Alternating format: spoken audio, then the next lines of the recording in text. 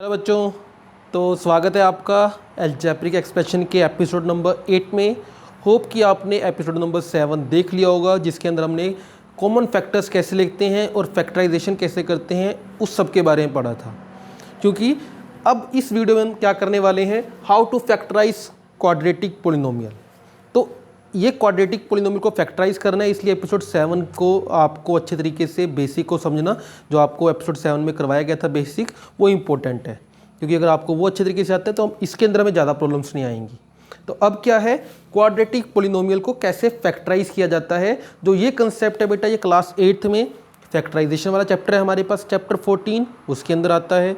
ठीक है, उसके बाद हमारे पास क्लास 9th में हमारे पास पोलिनोमियल चैप्टर है, उसके अंदर इसके क्वेश्चन आते हैं। उसके बाद क्लास 10th में हमारे पास जो चैप्टर नंबर 2 है उसके अंदर भी ये क्वेश्चन आते हैं, और चैप्टर नंबर 4 है, ठीक है, क्वाड्रेटिक इक्वेशन, उसके अंदर भी हमारे पास ये टाइप के क्वेश्चंस आते हैं। तो कितना इंपॉर्टेंट है ये कंसेप्ट, आप खुद समझ रहे हो कि 8 से लेकर 10 तक लगातार ये कंसेप्ट चल रहा है ना। तो 2 चैप्टर हैं 10th के अंदर, तो इससे रिलेटेड तो कितना इंपॉर्टेंट हमारा कंसेप्ट है।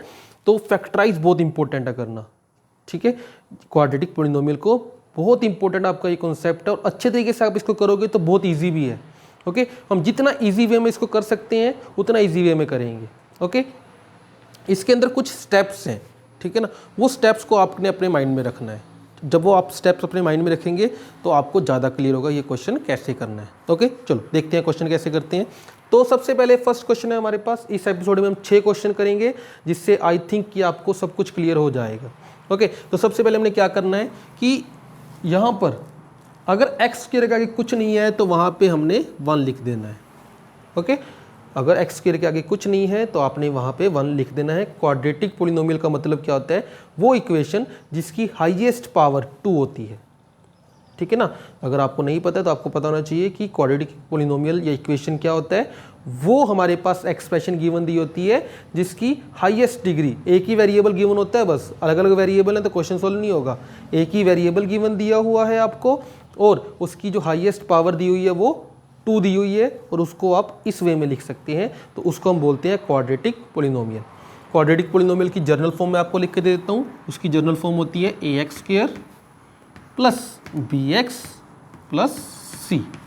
ये क्वाड्रेटिक इक्वेशन की एक जर्नल फॉर्म है। ओके, ठीक है, तो इस फॉर्म में ही क्वेश्चन लिखे जाते हैं। तो अब सोल्व करते हैं क्वेश्चंस। तो सबसे पहले x के आगे अगर कुछ नहीं है तो आपने क्या लिख लेना है, 1। उसके बाद ठीक है, आपने क्या करना है, 1 और 9 को मल्टीप्लाई करना है। 1 और 9 को मल्टीप्लाई करना है तो क्या आएगा, 9। 1 और 9 को मल्टीप्लाई करने का मतलब है कि जो x के आगे नंबर है वो 1, और जो हमारा कांस्टेंट नंबर है वो, उन दोनों को मल्टीप्लाई करना है हमेशा। ओके, क्या आएगा आपके पास, 9। ठीक है, 1 और 9 को मल्टीप्लाई किया, 9 आया। अब 9 के हमने फैक्टर्स बनाने हैं, जितने भी फैक्टर्स बनते हैं बनाने हैं, बट एक टाइम पे आप 2 फैक्टर्स को इंक्लूड करोगे। ओके, जैसे कि 9 को हम कैसे लिख सकते हैं, 1 मल्टीप्लाई 9। एक टाइम पे 2 फैक्टर्स इंक्लूड करने हैं, तो 1 और 9। सेकंड के 9 कैसे बन सकते हैं, 3 3 जा 9, ऐसे ही बन सकते हैं ना। या तो 1 9 जा 9, या फिर 3 3 जा 9। और कोई मेथड है 9 बनाने का 2 फैक्टर्स के साथ, कोई मेथड नहीं है मल्टीप्लाई करके, तो क्योंकि फैक्टराइजेशन का मतलब मल्टीप्लाई होता है। ठीक है, तो मल्टीप्लाई करके 9 आना चाहिए, तो यही 2 तरीके 9 आने के। ओके, इतना क्लियर है। सबसे पहले क्या किया हमने, x के आगे कुछ नहीं है तो 1 लिखा, इन दोनों को क्या किया, 1 को और जो कांस्टेंट नंबर है उनको मल्टीप्लाई किया।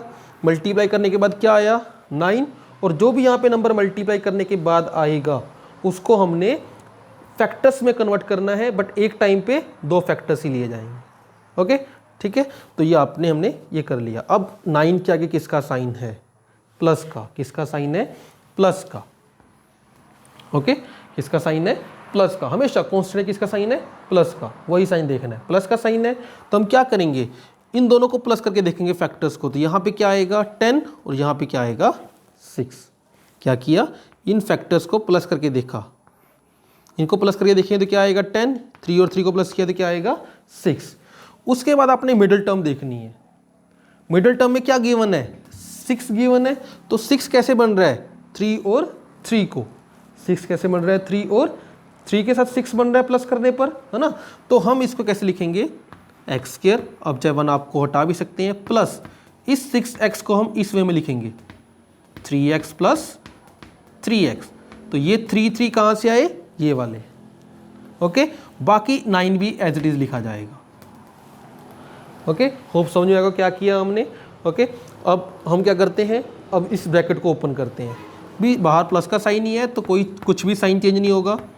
तो 3x प्लस 3x प्लस 9। अब फैक्टराइज करो, ठीक है। एक क्योंकि 4 टर्म्स हो गई हैं, है ना, तो एक टाइम पे 2 टर्म्स को लेके फैक्टराइज करेंगे जो हमने लास्ट वीडियो में किया था। तो x plus 3 plus 3x plus 3, okay. अब ये दोबारा से कॉमन आ चुका है, तो x प्लस 3 और दूसरी ब्रैकेट में क्या रह गया आपके पास, एक x ये रह गया, साथ में क्या रह गया आपका साइन, और इस वाली ब्रैकेट में क्या रह गया आपके पास 3, तो x प्लस 3। ये हमने क्वाड्रेटिक इक्वेशन को सोल्व कर दिया है, क्वाड्रेटिक पोलिनोमियल को सोल्व कर लिया है, और ये इसका फैक्टराइज हो गया, ठीक है ना। फैक्टराइज का मतलब क्या होता है, मल्टीपल्स में लिखना। तो हमने इसको मल्टीपल्स में लिखा है, बिल्कुल साइन प्लस के हैं बीच में, बट वो ब्रैकेट्स अलग अलग हैं, और बीच में किसका साइन आ गया, मल्टीप्लाई का, जबकि यहाँ ब्रैकेट्स नहीं थे कहीं पे भी, ठीक है ना। यहाँ पे भी प्लस के साइन थे, बट ये एक ही एक्सप्रेशन था। यहाँ पे 2 एक्सप्रेशन आपको, और बीच में किसका साइन है, मल्टीप्लाई का। तो ये हमने क्या कर दिया, इसको फैक्टराइज कर दिया, ओके ना। फैक्टराइज का मतलब क्या होता है, सपोज 6 को फैक्टराइज करना है तो 2 मल्टीप्लाई 3, तो 6 को थोड़ी फैक्टराइज बोलेंगे हम, तो 2 मल्टीप्लाई 3 को फैक्टराइज बोलेंगे। तो मल्टीप्लाई का साइन आ गया इसके बीच में। इसी वे के साथ इसको फैक्टराइज कहा जाएगा कि क्वाड्रेटिक पोलिनोमियल को हमने फैक्टराइज कर लिया है, ठीक है।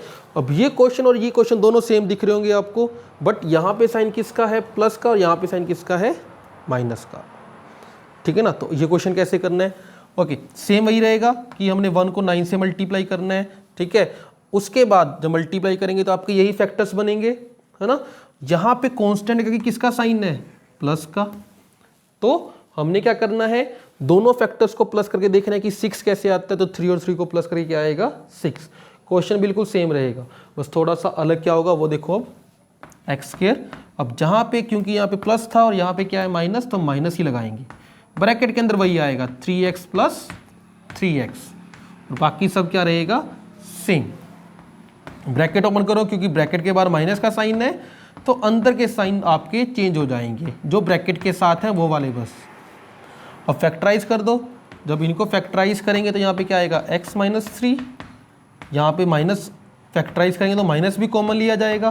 तो जब यहाँ से माइनस बाहर आता है तो ये वाला साइन चेंज हो जाता है, ध्यान रखना, ठीक है। तो x माइनस 3, x माइनस 3, ये आपके फैक्टर्स बन चुके हैं। सेम क्वेश्चन वही किया है हमने, बस डिफरेंस कहाँ पे है, साइन पे। देखो यहाँ पे प्लस ही क्यों किया वो ध्यान में रखना है। प्लस इसलिए किया कि कांस्टेंट के आगे किसका साइन है, प्लस का साइन है। तो अगर कांस्टेंट के आगे प्लस का साइन है तो दोनों नंबर्स को प्लस करके 6 आना चाहिए, ठीक है। अब हम वो क्वेश्चन करेंगे जिनके आगे कांस्टेंट के आगे माइनस का साइन हो, ओके। ओके, तो हमारे पास 2 क्वेश्चन हो रहे हैं, बट अब यहाँ पे देखो कांस्टेंट का किसका साइन है, माइनस का, ठीक है। कांस्टेंट का किसका साइन है, माइनस का। तो माइनस कैसे बनता है, प्लस माइनस माइनस, ऐसे ही बनता है ना। तो हमें माइनस करना है, ओके। तो कैसे करेंगे, सबसे पहले वही स्टेप जो एक्स स्क्वायर के आगे है उसको 14 से मल्टीप्लाई करेंगे तो क्या आएगा, 14। अब 14 को फैक्टराइज करो। 14 को फैक्टराइज कैसे करेंगे, 1 मल्टीप्लाई 14, 14 होता है, 2 7 जा 14, यही होता है। और कोई ऐसा फैक्टर है जिसको मल्टीप्लाई करके 14 आता है, बिल्कुल नहीं, यही 2 है ना। उसके बाद अगला स्टेप क्या करना है, कांस्टेंट के आगे क्या नंबर था, माइनस। तो मीन्स इन दोनों को माइनस करके क्या आएगा 13, इन दोनों को माइनस करके क्या आएगा 5। हमें क्या चाहिए यहाँ पे 5, तो मतलब हमारा फैक्टर क्या है 2 और 7, ओके। तो एक्स स्क्वायर प्लस, अब हम क्या करेंगे, हमेशा बड़े में से छोटा ही माइनस करना है, 7x माइनस 2x माइनस 14, लिखा ब्रैकेट में है। देखो साइन किसका था, प्लस का, तो इसलिए जब आप ब्रैकेट यूज करेंगे हमेशा ध्यान रखना कि बड़े में से छोटे को माइनस करना है, ओके। तो अब इस ब्रैकेट ओपन कर लेते हैं, x square plus 7x minus 2x minus 14, तो कॉमन ले लो, इन दोनों में से कॉमन लेंगे तो क्या आएगा, यहाँ से कॉमन लेने पे x कॉमन लेंगे तो x प्लस 7, यहाँ से -2 कॉमन लेंगे। जब माइनस कॉमन लेते हैं बेटा तो जो हर एक जो भी साइन होगा वो चेंज हो जाता है, माइनस है तो वो क्या हो जाएगा, प्लस हो जाएगा। ये दोनों सेम आ गए, x प्लस 7 ये दोनों आपके पास क्या आ जाएंगे ब्रैकेट में, यहाँ से ये बचा था तो x, यहाँ पे क्या बचा -2 तो वो -2। तो ये आपके फैक्टराइज हो चुका है जब आपके पास साइन किसका होगा, माइनस का होगा। ठीक है ना। इस मेथड से करोगे तो आप क्वेश्चन कभी गलत नहीं करोगे। हम डायरेक्ट भी कर सकते हैं, डायरेक्ट करने से गलतियां ज़्यादा होती है, इसलिए हम ब्रैकेट यूज़ कर रहे हैं। ब्रैकेट से हमें ज़्यादा माइंड में रखने की जरूरत नहीं है कि माइनस होना है, ब्रैकेट लगाओ माइनस होगा, आगे जब ब्रैकेट ओपन करेंगे तो अपने फैक्टर्स बन जाएंगे बढ़िया। ठीक है ना। तो हमें वो जरूरत नहीं है जैसे स्कूल के अंदर करते हैं कि ये पहले बड़ा है तो ये प्लस का आएगा, वो छोटा है तो ये माइनस का आएगा। ऐसा कुछ ज़्यादा हमारे माइंड में रखने की जरूरत नहीं है। हमने क्या करना है हमेशा, क्योंकि यहाँ पे माइनस है तो दोनों माइनस करके 5 आना चाहिए, हमने ब्रैकेट यूज़ की और हमेशा क्या करना है, बड़े में से छोटे को माइनस करना है। ठीक है, तो हमारा क्वेश्चन ईजिली हो जाता है। अब सेम क्वेश्चन यही है, आपको पता है 7 और 2 के ही बनेंगे, बट साइन क्या आ गया यहाँ पे माइनस का, तो 7x - 2x करा वही कि छोटे में से हमने बड़े में से हमने छोटे को माइनस किया है। पर अब जब ब्रैकेट ओपन करोगे तो ये -7x हो जाएगा और ये +2x हो जाएगा। ठीक है, कॉमन लो यहाँ से, x कॉमन लेंगे तो x - 7, 2 कॉमन लेंगे तो क्या आएगा, x - 7।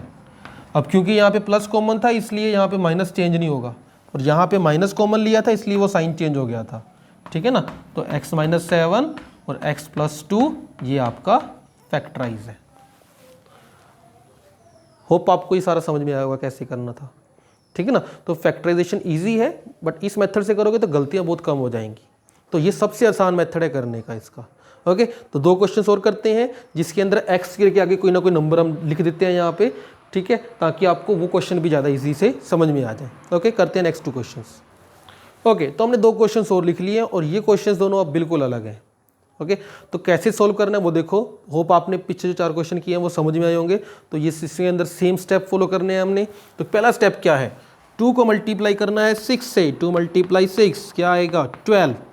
अब फैक्टराइज करो 12 को, तो 12 1 जा 12, 2 6 जा 12, 3 4 जा 12, यही होते हैं। इसके अलावा तो कुछ और नहीं आएगा 12 के साथ। मैंने क्या कहा था कि फैक्टर्स करने हैं, बट एक टाइम पे 2 ही नंबर्स को, मतलब कि 12 को एक टाइम पे 2 फैक्टर्स ही करेंगे। तो 1 को 12 से मल्टीप्लाई किया 12 आता है, 2 को 6 से मल्टीप्लाई किया 12 आता है, और 3 को 4 से मल्टीप्लाई किया तो 12 आता है। हम इसको ऐसे नहीं लिखेंगे 3 × 2 × 2, वो गलत है।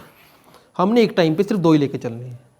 ओके, अब हमने यहाँ पे क्या करना है कि यहाँ पे किसका साइन है, प्लस का। तो हम प्लस करके देखते हैं कि प्लस करके क्या क्या आ रहा है। 12 और 1 को प्लस किया 13, 2 और 6 को प्लस किया 8, 3 और 4 को प्लस किया 7।